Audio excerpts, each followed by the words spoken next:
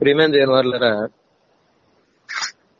యోహాను 16వ అధ్యాయం మనం చూస్తున్నామండి. యేసుక్రీస్తు ప్రభువారి చివరి ప్రసంగంలో భాగంగా మనం 16వ అధ్యాయం దగ్గరికి వచ్చాం.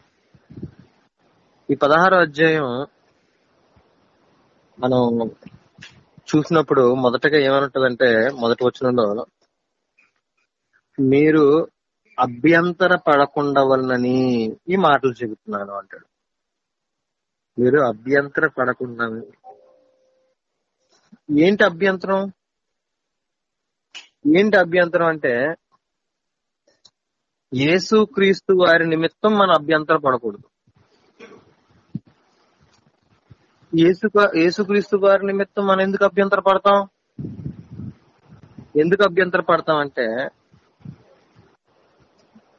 యేసుక్రీస్తుని చంపాలనుకున్న వాళ్ళు యేసుని చంపేశారు కాబట్టి నెక్స్ట్ ఎవరి మీద పడతారంటే ఆయన శిష్యుల మీదే. యేసుక్రీస్తు ప్రభువు ఇక్కడ చెప్పడం జరుగుతుంది, వారు మిమ్మల్ని సమాజ మందిరంలో వెలివేస్తారు. బహిష్కరణ, వెలివేయడం, బహిష్కరించేస్తారు. మిమ్మల్ని చంపడమే దేవుని సేవ అనేంతగా మీ మీద ద్వేషాన్ని పెంచుకుంటారు. మిమ్మల్ని బహిష్కరించేస్తారు, మిమ్మల్ని పూర్తిగా ద్వేషిస్తారు, చంపేస్తారు, హింసించేస్తారు. యేసుక్రీస్తు ప్రభువు ఒకరోజు చెప్తారు, ఏమనంటారంటే ఆయన, నా నిమిత్తము మిమ్మల్ని జనులు హింసించినప్పుడు మీరు ధన్యులు అంటారు. నా నిమిత్తము జనులు మీ మీద అబద్ధముగా చెడ్డ మాటలల్లా పలుకున్నప్పుడు మీరు ధన్యులు అంటారు. అంటే జనులు, ఈ లోకులు యేసు నిమిత్తం మనల్ని హింసించడానికి, మన మీద అబద్ధంగా చెడ్డ మాటలు చెప్పడానికి ప్రిపేర్డ్ గా ఉంటారు. యేసు మీద ఎలాగైతే భయంకరమైనటువంటి ద్వేషాన్ని కురిపించారో మన మీద కూడా అలాంటి ద్వేషాన్ని కుమ్మరించడానికి సిద్ధంగా ఉంటారు వాళ్ళు. ఇదంతా చూసినప్పుడు మనం యేసులో ఉండడానికి మనకి అభ్యంతరంగా ఉండేటువంటి పరిస్థితి ఏర్పడుతూ ఉంటది. అవసరమా మనం ఇంత తిరస్కారాన్ని పొందుకోవడం అవసరమా, ఇంత హింసను పొందుకోవడం అవసరమా అనేటువంటి మనసు మనలో వచ్చే అవకాశం ఉంటది.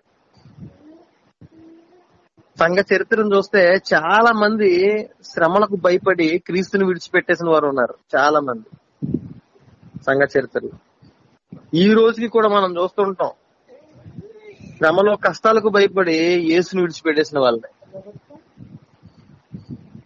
ప్రియమైన దేవుని వారలారా, అందుకే యేసుక్రీస్తు ప్రభు వారు అభ్యంతర పడకుండా వాళ్ళని ఈ మాటలు చెప్తారు. వస్తాయి హింసలు, కష్టాలు, ఇబ్బందులు యేసు నిమిత్తం వస్తాయి. నీవు చేసుకున్నటువంటి పనులను బట్టి కాదు గాని యేసు నిమిత్తమే నీకు కష్టాలు వచ్చేటువంటి పరిస్థితులు ఉంటాయి. యేసుని బట్టి నేను హింసిస్తూ ఉంటాయి పరిస్థితులు నీకు ఎదురవుతాయి. ఆ పరిస్థితి ఎలా ఉంటదంటే, యేసుని విడిచిపెట్టేస్తే నువ్వు సేఫ్ అన్నట్టుగా మంచి ఇరకాటంలో పెట్టేసేటువంటి పరిస్థితులు నీకు ఎదురవుతుంటాయి. యేసు వైపు నిలబడితే శ్రమ, వదిలేస్తే ఏముండదు. ఇలాంటి ఒక సిచ్యువేషన్స్ ఎదురవుతుంటాయి. అవన్నీ ఎదురవుతున్నప్పుడు నువ్వు ఇబ్బంది పడకూడదు, నువ్వు అభ్యంతర పడకూడదు. నాకు ముందే చెప్పాడు నా యేసు ఇలాంటివి వస్తాయని, అయినా సరే నేను యేసులోనే ఉంటాను అనేటువంటి గొప్ప ధైర్యంతో, మంచి నమ్మకంతో నువ్వు ముందుకు వెళ్ళాలని యేసు ఈ మాటలో ముందుగా చెప్తున్నాడు. ప్రియమైన దేవుని వారలారా, ఈ ముందుగా మనకి ఈ విషయాలన్నీ తెలిసాయనుకోండి, మనం ప్రిపేర్డ్ గా ఉంటాం.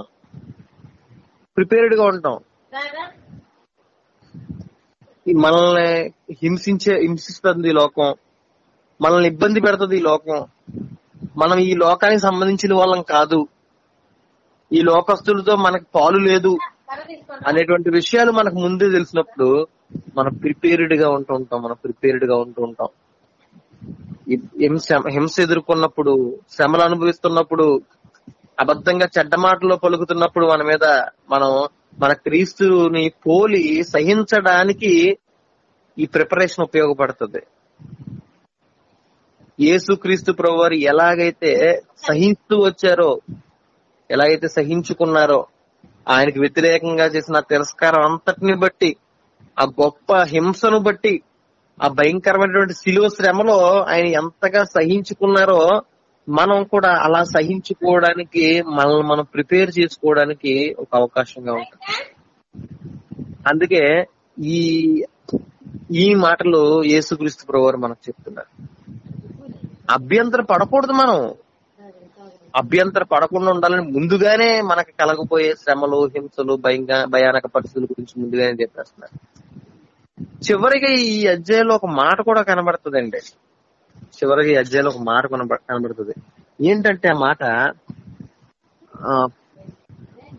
13వ వచనంలో, నా యందు మీకు సమాధానం కలుగునట్లు, 33వ వచనం, నా యందు మీకు సమాధానం కలుగునట్లు ఈ మాటలు మీతో చెప్పుచున్నాను. లోకములో మీకు శ్రమ కలుగును, అయినను ధైర్యం తెచ్చుకొనుడి, నేను లోకమును జయించి ఉన్నాను. చూసారండి? చూసారు ఈ మాట? ఏ మాటతో మొదలెట్టాడు, ఏ మాటతో ఎండ చేస్తున్నాడు? అభ్యంతర పడొద్దు, మీకు శ్రమలు వస్తాయి అంటున్నాడు. చివరగా ఏమని చెప్తుందంటే, మీరు ధైర్యం తెచ్చుకోండి. మీకు శ్రమ వస్తుంది, కానీ ధైర్యం తెచ్చుకోండి. ఎందుకు ధైర్యం తెచ్చుకోవాలంటే, యేసే మన ధైర్యం. యేసు ఈ లోకాన్ని జయించాడు. యేసు శ్రమపడి మరణించి 3వ దినాన్ని లేచాడు. అదే మన ధైర్యం. శ్రమలు వస్తున్నప్పుడు మన జీవితం అంతమైపోద్దన్న దిగులు మనం విడిచిపెట్టాలి. హింసలు మనం ఎదుర్కొంటున్నప్పుడు వీళ్ళు మనల్ని చంపేస్తారేమో అన్నటువంటి ఆ భయాన్ని విడిచిపెట్టాలి. ఒకనొక సందర్భంలో ప్రభు అంటారు, కేవలం శరీరాన్ని మాత్రమే నాశనం చేసే వీళ్ళకి ఏమాత్రం భయపడకండి, శరీరాన్ని ఆత్మని నశింపజేసే శక్తి గల దేవునికి భయపడండి. ఆ మాటని ఇంకొకలా కూడా మనం అర్థం చేసుకోవచ్చండి. ఆ మాట ఇంకోలా కూడా మనం అర్థం చేసుకోవచ్చు. ఆ మాట ఏంటంటే, శరీరాన్ని మాత్రమే నశింపజేసే వీరికి భయపడొద్దు, మిమ్మల్ని రక్షించేటువంటి దేవునికి భయపడి ఉండండి.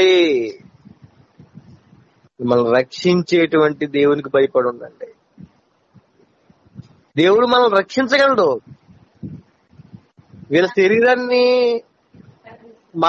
మనల్ని హింసించి మనల్ని చంపేవచ్చు వీళ్ళు, కానీ మన దేవుడు మన శరీరాన్ని, మన ఆత్మను కూడా రక్షిస్తాడు. మనల్ని లేపుతాడు, పరలోకాన్ని తీసుకుపోతాడు. ఇట్టి గొప్ప ధైర్యంతో ఉండాలి. ఎందుకంటే యేసు ఈ లోకాన్ని జయించేశాడు. ఆయన జయించాడు. మనకు అదే ధైర్యం. ఈ గొప్ప ధైర్యంతో మనం ఉండాలని యేసు ప్రభువారు ఈ 16వ అధ్యాయాన్ని బోధిస్తున్నారు. అయితే ఇందులో ఈ అధ్యాయం అంతట్లో మనం తెలుసుకోవాల్సిన విషయాలు ఇంకా ఉన్నప్పటికీ మనం ఒక విషయాన్ని పట్టుకొని ఈ అధ్యాయంలోని మిగిలిన విషయాలను మనం చూడడానికి ప్రయత్నం చేద్దాం. ఏంటంటే, నేను పట్టుకోమని చెప్పిన విషయం ఏంటంటే 25వ వచనంలో ఉంటుంది అది, ఈ సంగతులు గూఢార్థముగా మీతో చెప్పి తిని. యేసుక్రీస్తు ప్రభువారు గూఢార్థంగా చెబుతున్నారు. ఈ సంగతులు గూఢార్థంగా బోధిస్తున్నారు. మనం ధైర్యంగా ఉండాలని, యేసుక్రీస్తు ప్రభువారు విషయంలో మన అభ్యంతర పడకుండా ఉండాలని, యేసుక్రీస్తు ప్రభువారు మనకు తోడుగా ఉంటారని, ఇలాంటి విషయాలు గూఢార్థంగా చెబుతున్నారు. ఈ గూఢార్థంగా చెప్పబడుతున్న విషయాలను మనం అర్థం చేసుకోగలిగితే మనం క్రీస్తులో నిలబడడానికి, ఎలాంటి పరిస్థితులు ఎదురైనా సరే మనం ముందుకు వెళ్ళడానికి ధైర్యం కలుగుతుందండి. చూద్దామండి అసలు అవి ఏమిటి అనే దాన్ని మనం చూద్దాం. మొదటగా యేసు ఎందుకు చెబుతున్నాడు మిమ్మల్ని చంపేస్తారు, మిమ్మల్ని హింసించేస్తారు, అనే విషయాలు ఇప్పుడు ఎందుకు చెప్తున్నాడు? ఆయన ఇంచుమించు 3.5 సంవత్సరాలు శిష్యులతో పాటు ట్రావెల్ చేశాడు.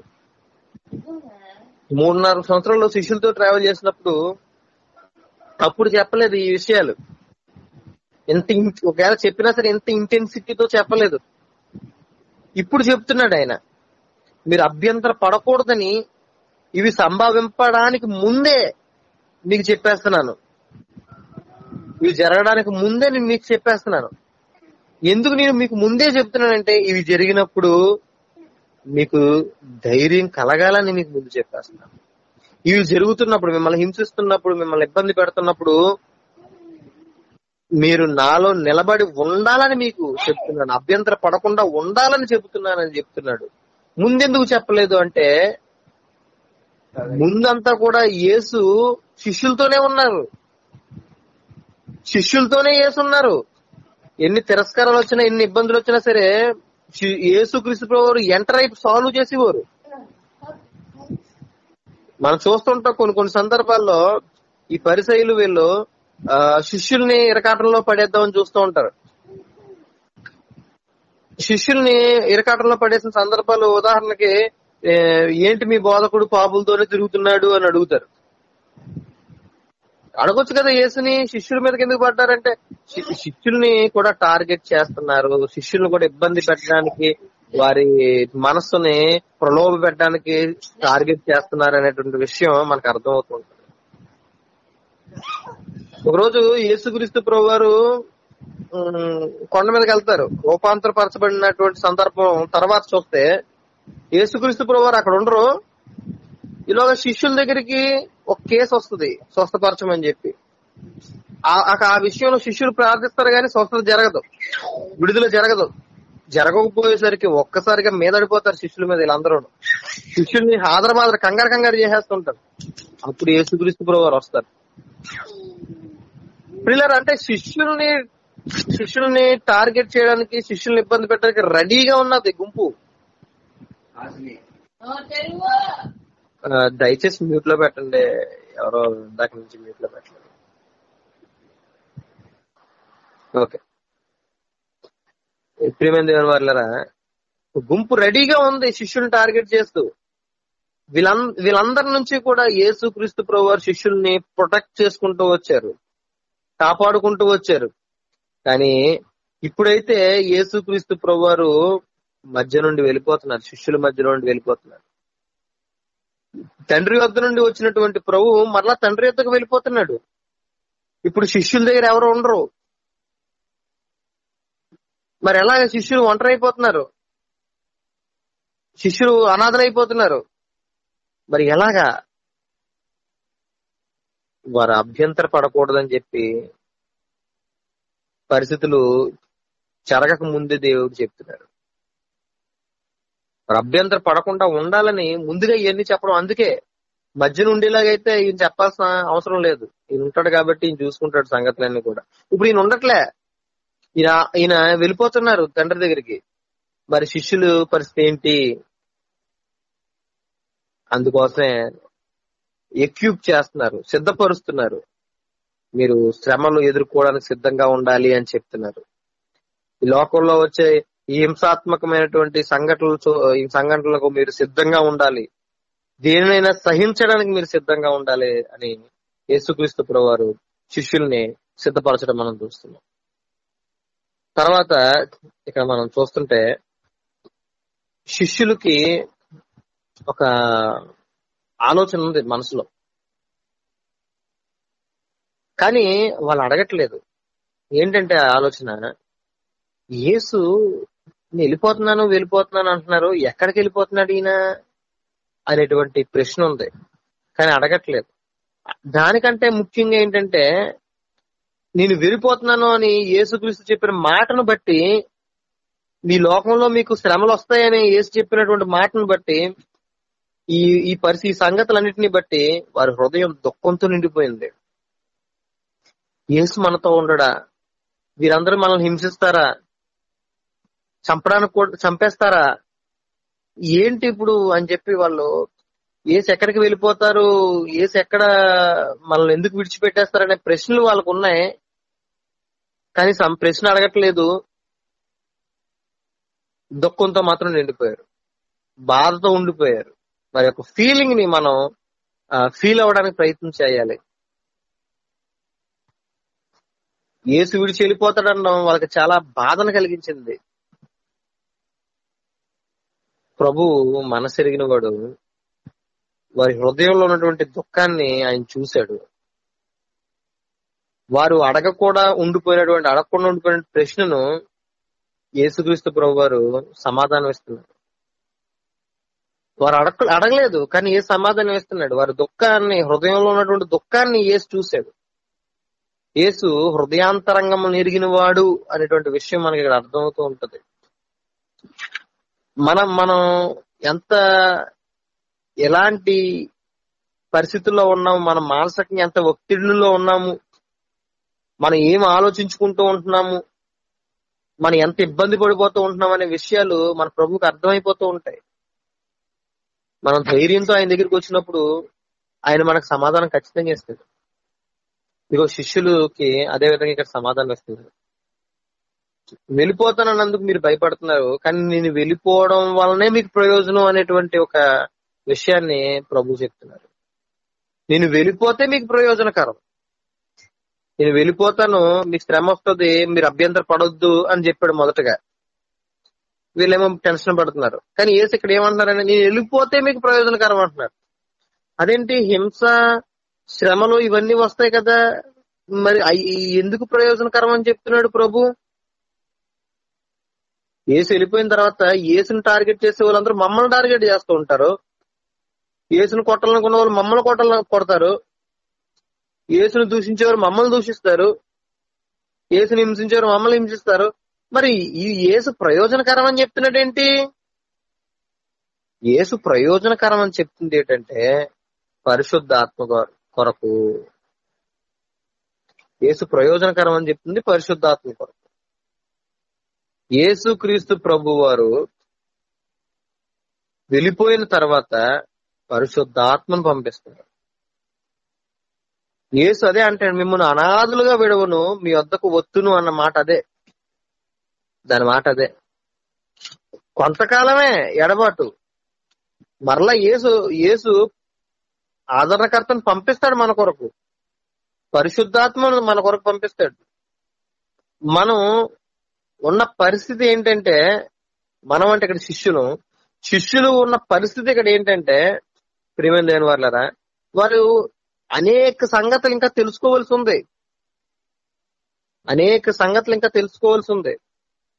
కానీ తెలుసుకునేటువంటి సిద్ధపాటు వాళ్ళలో లేదు. వారు ఇంకా ప్రిపేర్డ్ గా లేరు ఆ సంగతులు తెలుసుకోవడానికి. పరిశుద్ధాత్మ వచ్చినప్పుడు ఆ సంగతుల్ని బోధిస్తాడు. 12వ వచనంలో అదే ఉంటుందండి. అనేక సంగతులు ఉన్నారు కానీ అవి మీరు సహింపలేరు. ఇప్పటికే ఒక సంగతి చెప్పాడు. ఏంటా సంగతి? నేను వెళ్ళిపోతాను, మిమ్మల్ని వెలివేస్తారు, మిమ్మల్ని హింసించేస్తారు, మిమ్మల్ని చంపేస్తారని. ఆ సంగతికే హృదయంలో దుఃఖం, ఆ సంగతికే సహించలేకపోతున్నారు. కానీ ఇంకా అనేక సంగతులు ఉన్నాయి చెప్పాల్సినవి, ఇంకా అనేక సంగతులు ఉన్నాయి. మరి అవన్నీ చెబితే వీళ్ళు సహించలేరు. ఆ సంగతులు చెబితే అభ్యంతర పడిపోతారు. అభ్యంతర పడకుండా ఉండాలని ఈ సంగతులు చెప్తున్నాడు ప్రభు. కానీ వీళ్ళు సహించలేనటువంటి సంగతులు అనేకమైన ఉన్నవి. శిష్యుల బ్రతుకులు చూస్తుంటే అవి భయంకరమైనటువంటి హింసలు పొందినటువంటి బ్రతుకులు అవి. ఎంతో శ్రమలు అనుభవించినటువంటి బ్రతుకులు అవి. మరి అలాంటి శ్రమల మధ్యన కూడా వారు నిలబడగలిగారంటే ఎలా అంటే పరిశుద్ధాత్ముడు.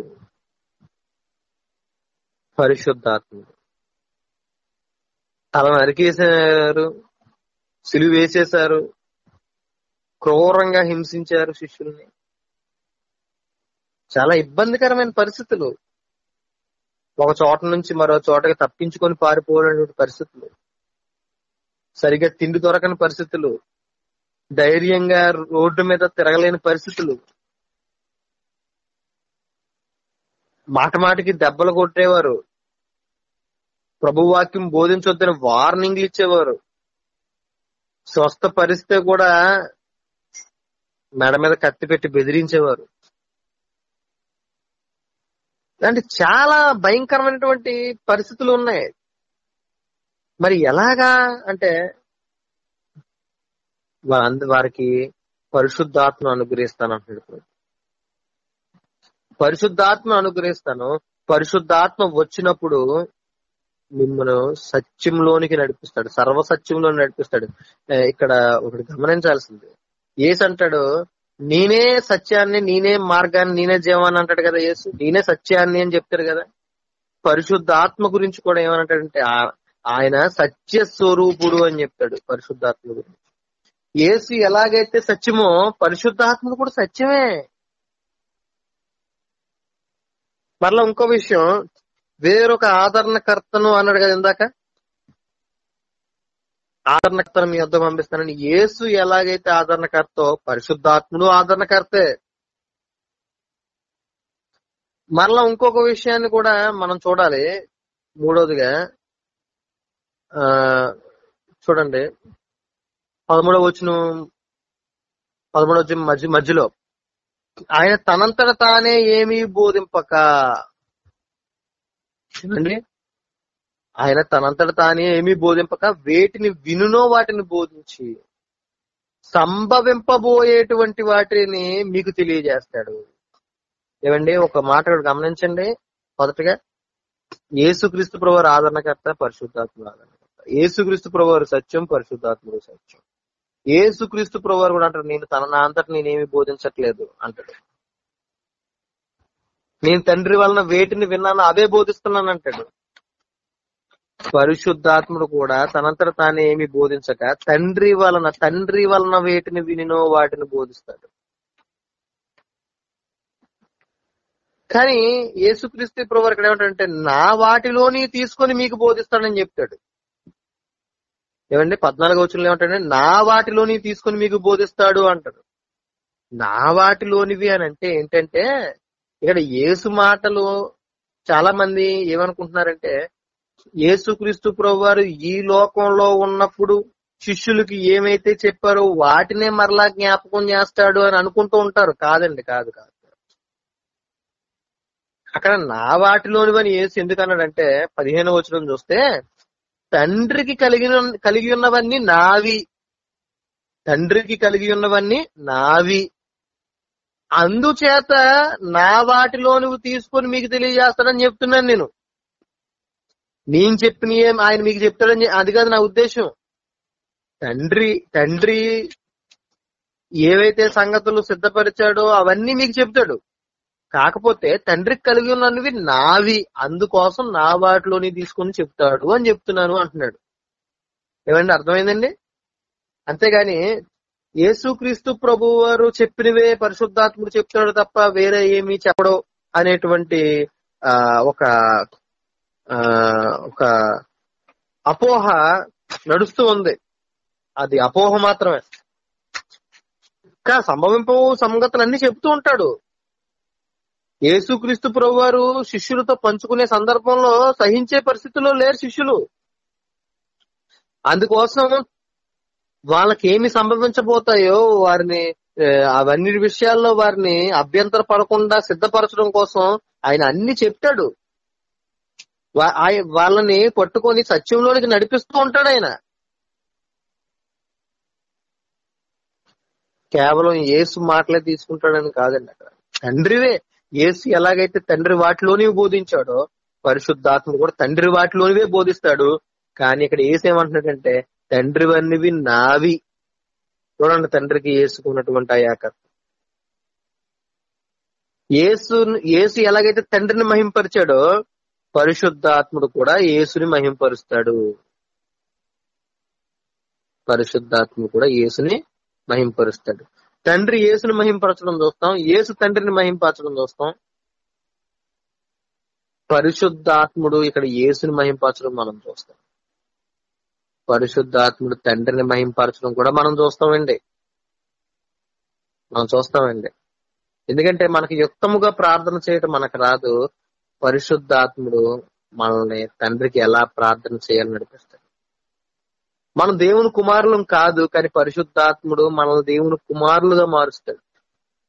పరిశుద్ధాత్ముడు ఆ విధంగా దేవుని మహిమపరుస్తాడు. అలాంటి కార్యాలు మన జీవితంలో జరగడాన్ని బట్టి దేవుడు పరిశుద్ధాత్ముని మన మధ్య మహిమపరుస్తూ ఉంటాడు. ప్రియమైన దేవుని వల్ల ఇదంతా మరలా వేరే టాపిక్. కాబట్టి యేసుక్రీస్తు ప్రభు వారు ఏదైతే ఆ పెండింగ్ కోర్స్ అయితే ఉందో, అనేక సంగతులు ఇంకా చెప్పవలసి ఉండమంటాడు కదా, అనేక సంగతులు పరిశుద్ధాత్ముడు చెప్తూ ఉంటాడు. పరిస్థితికి అనుగుణంగా సంభవింపబోయేటువంటి సిచ్యువేషన్స్ అన్నిటిని కూడా, అలాంటి ఆ విపత్కరమైన పరిస్థితుల్లో శిష్యుల్ని గైడ్ చేస్తూ నడిపిస్తూ, వారు అభ్యంతర పడకుండా వారు సత్యంలో నిలబడినట్లు వారిని సత్యంలో ప్రతిష్ఠించి సత్యంలో ముందుకు నడిపిస్తూ ఉంటాడు పరిశుద్ధాత్మ. ఇంకా పరిశుద్ధాత్మ గురించి ఇంకా కొంచెం ఇన్ఫర్మేషన్ ప్రభు వారు చెప్తారండి ఇక్కడ.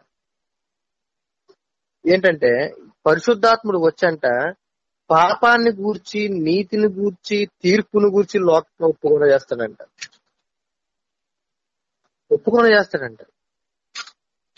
ప్రియమైన దేవుని వల్ల పరిశుద్ధాత్మ వలనే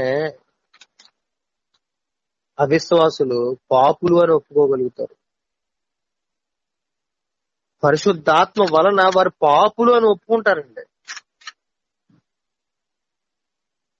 పరిశుద్ధాత్మ వలనే యేసు యందు విశ్వాసం ఉంచిన వారు నీతిని గురించి ఒప్పుకుంటారు. విశ్వాసం లేని వారు పాపులను ఒప్పుకుంటారు. విశ్వాసం ఉన్నవారు యేసుని చూడకపోయినా సరే నీతిని గురించి ఒప్పుకుంటారు. మీరు ఇక్కడ చూడరు కనుక నీతిని గురించి మిమ్మల్ని ఒప్పింపజేస్తాడు అంటాడు పరిశుద్ధాత్మ గురించి. మనం యేసుని చూడకపోయినా సరే యేసు యందు నిలబడగలుగుతున్నామంటే ఎలా? యేసుని మనం చూసామా ప్రియమైన దేవుని వారలారా? కానీ ఎలా నిలబడగలము యేసులో? యేసు సజీవుడని మనకు ఎలా తెలుసు? పరిశుద్ధాత్మ వలన. మనం చూడకపోయినా యేసు యందు ఎంత గొప్ప విశ్వాసాన్ని మనం ఉంచగలుగుతున్నామంటే పరిశుద్ధాత్మ వలన. అందుకే అంటాడు శిష్యులతోటి, మీరిక నన్ను చూడరు కనుక నీతిని గురించి మిమ్మల్ని ఒప్పింపజేస్తాడు. ప్రియమైన దేవులారా, తర్వాత అంటాడు, ఈ లోకాధికారి తీర్పు పొందాడు కాబట్టి తీర్పును గురించి కూడా ఒప్పింపజేస్తాడు. ఆయన తీర్పును గురించి కూడా ఒప్పింపజేస్తాడు. మొదటిగా పాపమును గురించి ఒప్పుకొని చేస్తాడు. రెండవదిగా నీతిని గురించి ఒప్పుకొని చేస్తాడు.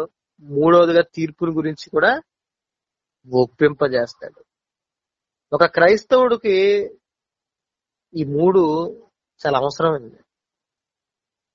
మనం పాపులు అనే విషయం గ్రహించడం చాలా అవసరం. మనం యేసు దగ్గరికి వెళ్లి నీతిమంతులుగా బ్రతకాలనేటువంటి నడిపింపు మనకు చాలా అవసరం.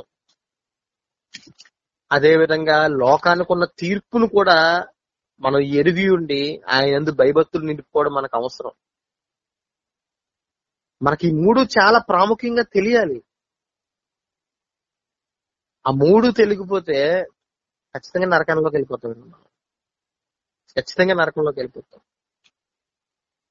ఆ మూడు మనకి తెలియాలి. ఆ మూడు మనం అనుసరించాలి.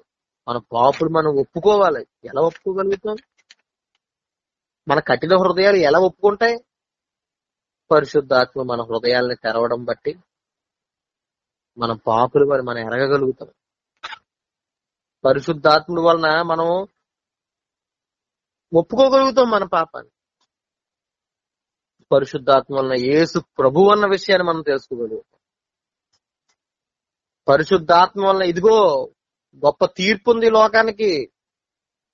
తీర్పులోని మనం తప్పించుకోవాలి, చక్కగా బ్రతకాలి, ప్రభువుకు భయంకరంగా ఉండాలి, రాబోయే ఆ తీర్పును ప్రకటించాలి అనేటువంటి విషయాలు మనకు ప్రభు పరిశుద్ధాత్మ వల్లనే మనకు అనుగ్రహించబడతాయి.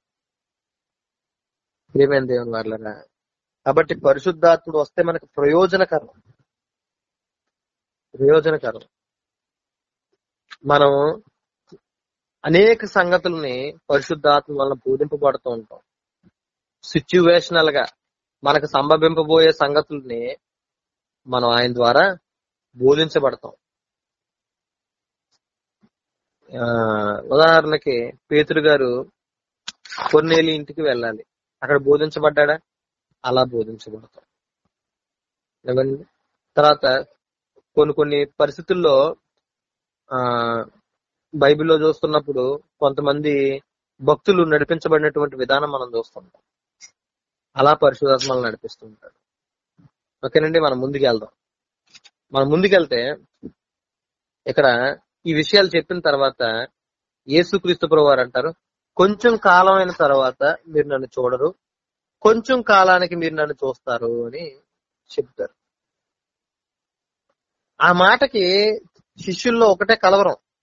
కొంచెం కాలం అంటున్నాడు, ఏంటా కొంచెం కాలం?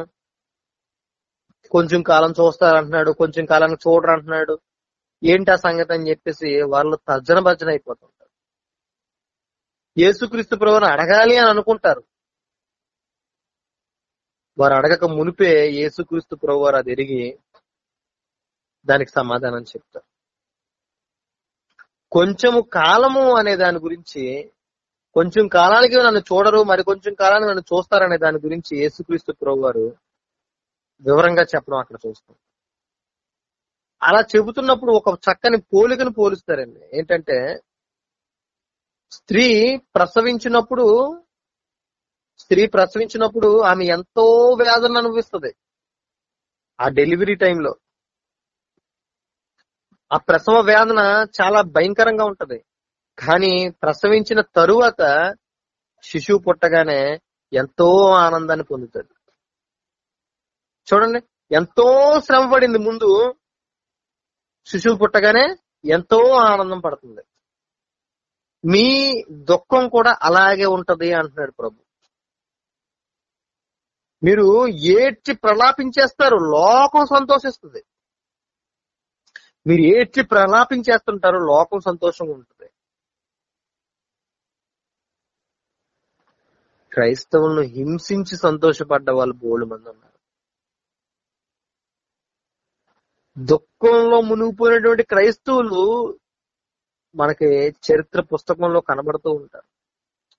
మీరు ఏడ్చి ప్రలాపిస్తారు, లోకం సంతోషిస్తుంది. కానీ ఇక్కడ ఒక విషయం ఏంటంటే, మనకు వచ్చేటువంటి ఆ దుఃఖం ఎలాంటిదంటే ప్రసవించే స్త్రీకి వచ్చే దుఃఖం లాంటిది.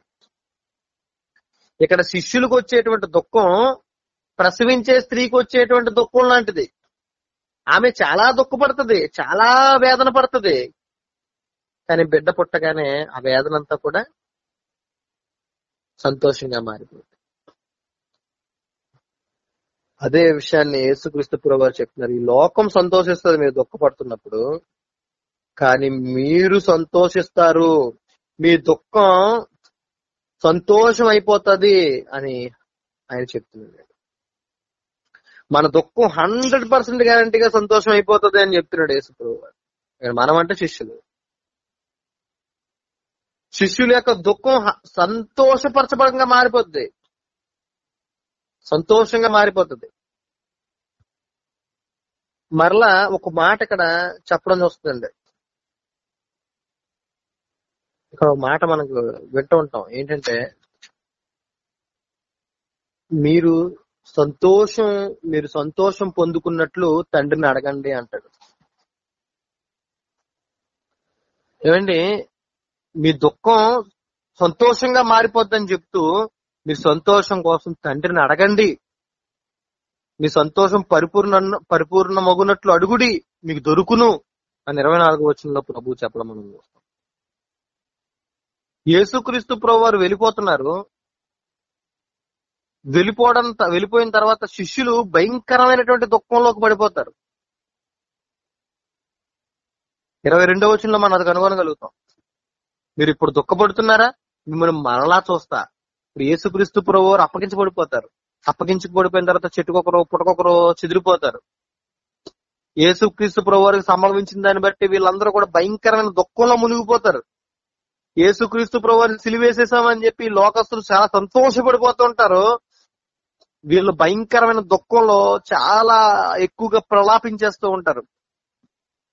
ప్రభు చనిపోయాడు, ప్రభు చనిపోయాడు, ప్రభు లేడు మన మధ్య అని చెప్పి ఏడ్చేస్తూ బాధపడిపోతూ ఉంటారు.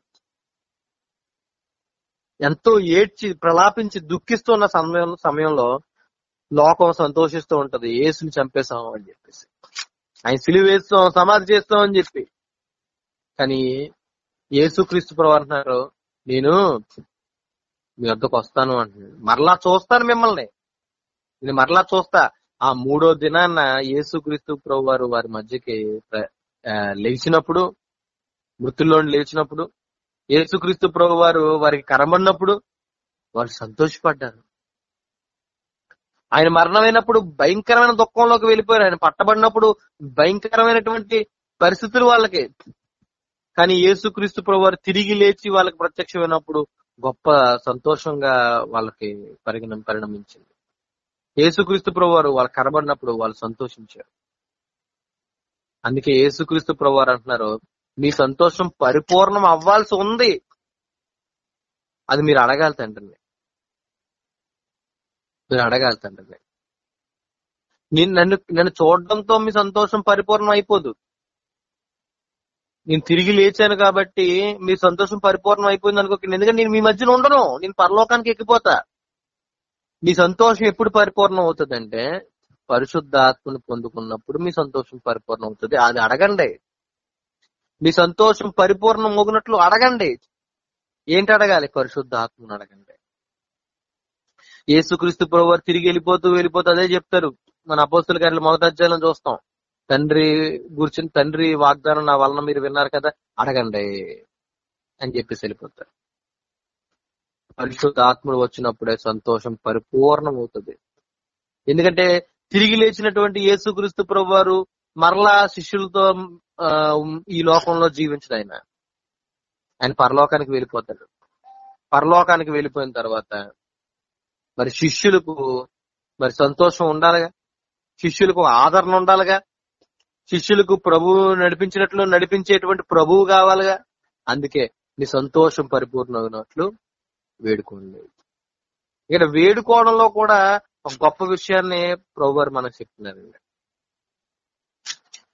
వేడుకోవడంలో కూడా గొప్ప విషయం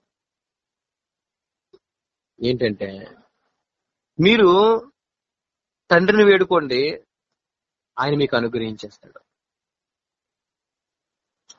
మీరు అడిగినప్పుడు, మీరు నా పేరట తండ్రిని అన్నప్పుడు నేనేదో మధ్యగా ఉండి మీ పేరట మీకోసం నేను రిక్వెస్ట్ చేస్తానని ఏమనుకోకండి.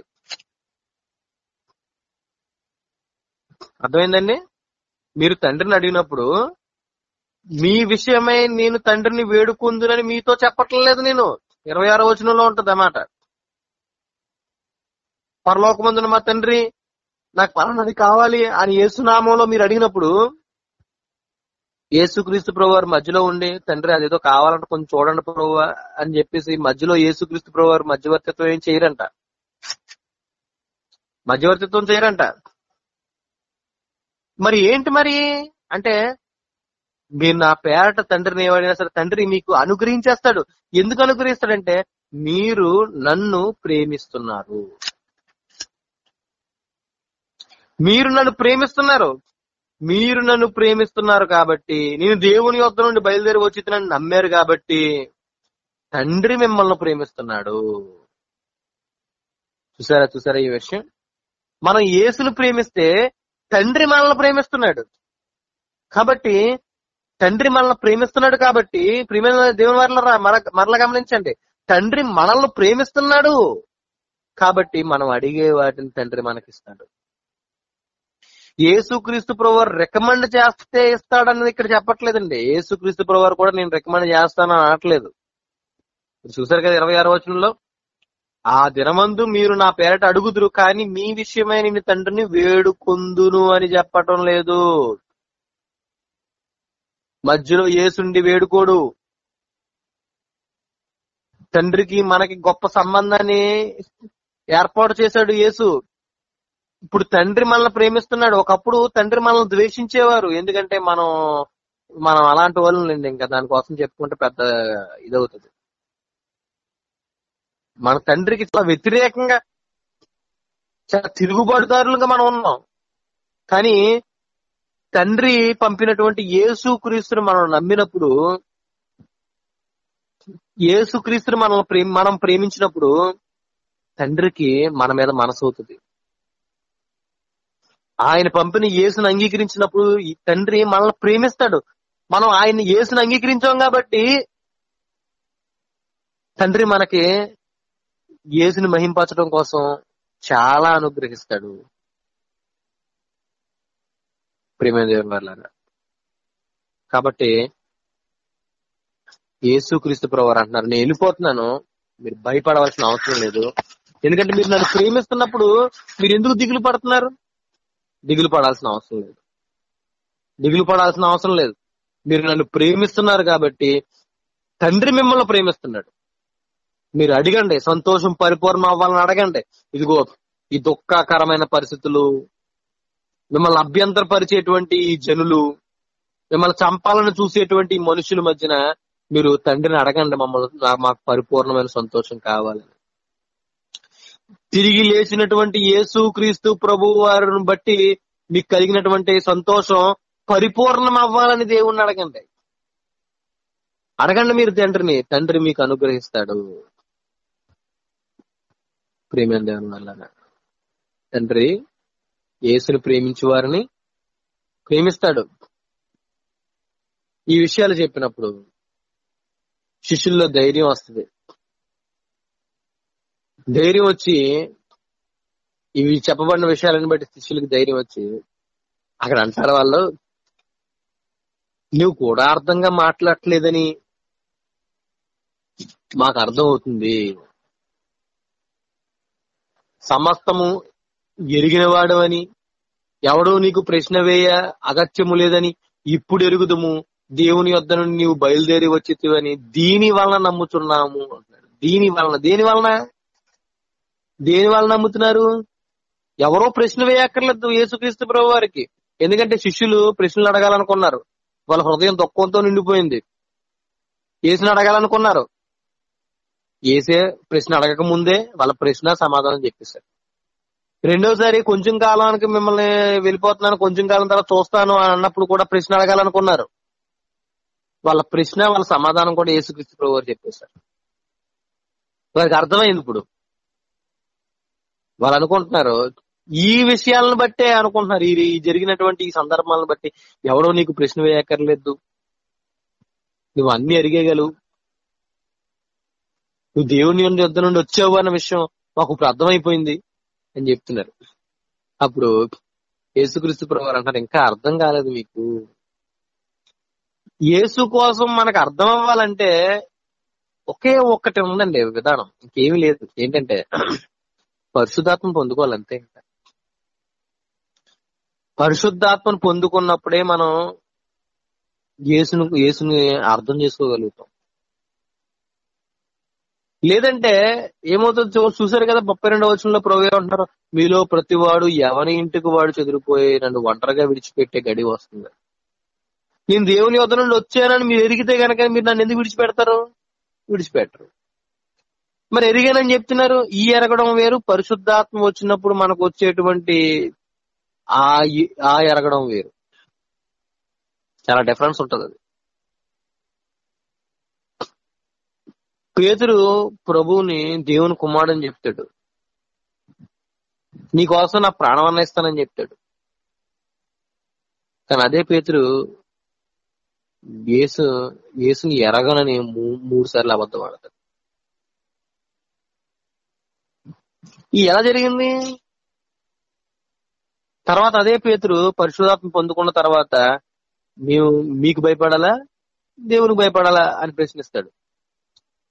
మరణాన్ని కూడా ఆనందంగా స్వీకరిస్తాడు. ప్రియమైన దేవుని వారలారా, ఎన్నో శ్రమలు పడతాడు పేతురు. హింసిస్తారు, వార్నింగ్లు ఇస్తారు, జైల్లో వేసేస్తారు, ఇంకా భయంకరమైన పరిస్థితులు, భయంకరంగా సిలివేసి చంపేస్తారు. అయినా సరే ప్రభు కోసం నిలబడ్డాడు పరిశుద్ధాత్మ పొందుకున్న తర్వాత. అంత డిఫరెన్స్ ఉంటదండి ముందుకి తర్వాతకి. ఇంకా చాలా చాలా మనం విషయాలు చాలా మంది భక్తుల జీవితంలో ఇలాంటి చూడగలుగుతుంటాం. కాబట్టి ప్రియమైన దేవుని వల్ల యేసుక్రీస్తు ప్రభు వారు చెబుతున్నటువంటి విషయం. మీ సంతోషం పరిపూర్ణట్లు అడగండి. ఇక్కడ ఒక మాట కూడా ఉంది, ఈ మాట చెప్పుకొని మనం ముగించుకుందాం. శిష్యులు యేసుని విడిచిపెట్టేసినంత మాత్రం యేసు ఒంటరివాడు కాదంట. యేసు తండ్రితో ఉన్నాడు, యేసు తండ్రితో ఉన్నాడు, తండ్రి యేసుతో ఉన్నాడు. నేను ఒంటరిగా లేను అంటున్నాడు. తండ్రి నాతో ఉన్నాడు, నేను ఒంటరిగా లేనని చెప్తున్నాడు. మనం కూడా ఇలాంటి పరిస్థితిలో మనం ఉండాలి. మన చుట్టూ ఉన్న వాళ్ళు మనల్ని విడిచిపెట్టేసినప్పుడు మనకు కూడా ఇలాంటి పరిస్థితికి ఎదురవ్వాలి. యేసుకున్నటువంటి ఈ గొప్ప పరిస్థితి మనకు ఉండాలి. నేను ఒంటరిని కాను, నాతో తండ్రి ఉన్నాడు అన్న విషయం మనం కూడా గుర్తెరగాలి. అందరూ విడిచిపెడితే నేను ఒంటరిని అని మనం అనుకుంటాం. నిన్ను విడువను, నిన్ను ఎడబాయను అని దేవుడు మనతో సెలవిస్తున్నాడు కదా. మనం దిగులు పడకూడదు. యేసు ద్వారా యేసుకున్నటువంటి ఆ గొప్ప వాగ్దానాలు, నిశ్చయత మనకు అనుగ్రహించబడుతుంది. యేసుని మనం ప్రేమించినప్పుడు తండ్రి మనల్ని ప్రేమిస్తాడు. యేసు చెప్పినట్టు మనం నడుచుకున్నప్పుడు తండ్రి మన యొద్ద నివాసం ఉంటాడు. మనం ఒంటరి వాళ్ళం అవ్వం. యేసు ఎలాగైతే ఒంటరిగా లేడో, యేసుని నమ్ముకొనిన మనకు కూడా తండ్రి అలాగే తోడుగా ఉంటాడు. ప్రేమ దేవుని వల్ల ఈ 16వ అధ్యాయం మీకు అర్థమైందని భావిస్తున్నాను. చూసారు ఎంత చక్కని విషయాలు చెప్తున్నాను. శిష్యులు అభ్యంతర పడకుండా ఉండాలని. ఈ లోకంలో శ్రమ రావడం తథ్యం. శ్రమ వచ్చినప్పుడు ధైర్యంగా ఉండాలి. ధైర్యం ఏంటంటే యేసే మన ధైర్యం. ఈ లోకాన్ని జయించిన యేసే మన ధైర్యం. నా యేసు జయించాడు. నా యేసుకు తండ్రి తోడే అన్నట్టు నాకు తోడే అన్నాడు. నా యేసు మొర్ర తండ్రి విన్నట్టు నా మొర్ర తండ్రి వింటాడు. నేను యేసును ప్రేమిస్తున్నాను, దేవుడు నన్ను ప్రేమిస్తున్నాడు. నా సంతోషం పరిపూర్ణమగినట్లు చేస్తాడు. నాకు పరిశుద్ధాత్మను అనుగ్రహించి నా సంతోషాన్ని పరిపూర్ణం చేస్తాడు. పరిశుద్ధాత్ముడు నాకు బోధిస్తాడు. సంభవింపబోయే ఆ శ్రమల్లో నన్ను నడిపిస్తాడు. అభ్యంతరాలు ఎదురైనప్పుడు నన్ను నిలబెడతాడు. దేవునికే లోబడాలని నన్ను నిలబెడతాడు. రాళ్లతో కుట్టినప్పుడు స్టెఫన్ నిలబెట్టాడు. ఖడ్గంతో పొడిచినప్పుడు అక్కడ యాకోబుని నిలబెట్టాడు. ప్రేమైన దేని వల్ల అనేక హింసల మధ్యన శిష్యులందరిని నిలబెట్టాడు. సౌలు సంఘం మీద పడి హింసిస్తున్నప్పుడు సంఘస్థులందరినీ నిలబెట్టాడు. ప్రేమైన దేని వల్ల అభ్యంతరాలు వచ్చినప్పుడు పరిశుద్ధాత్ముడు నిన్ను నిలబెడతాడు. నిన్ను విడివడు, నీతోనే ఉంటాడు. కళ్ళు మూసుకోండి, ప్రార్థన చేస్తాం. పరలోకమందున మా తండ్రి, ప్రభువా పరిశుద్ధుడా, వందనాలు స్తుతిస్తూ దేవా మా సంతోషాన్ని పరిపూర్ణం చేయండి. ఆయన ప్రభువా మా సంతోషాన్ని పరిపూర్ణం చేయండి. అభ్యంతరాల్లో, హింసల్లో దేవా కమ్ముకొస్తున్నటువంటి భయానక పరిస్థితుల మధ్యన మమ్మల్ని నిలబెట్టండి. దేవా ప్రభువా మమ్మల్ని నడిపించండి. యేసుక్రీస్తు పరిశుద్ధ నామమున వేడుకొచ్చున్నాం. ఆమేన్.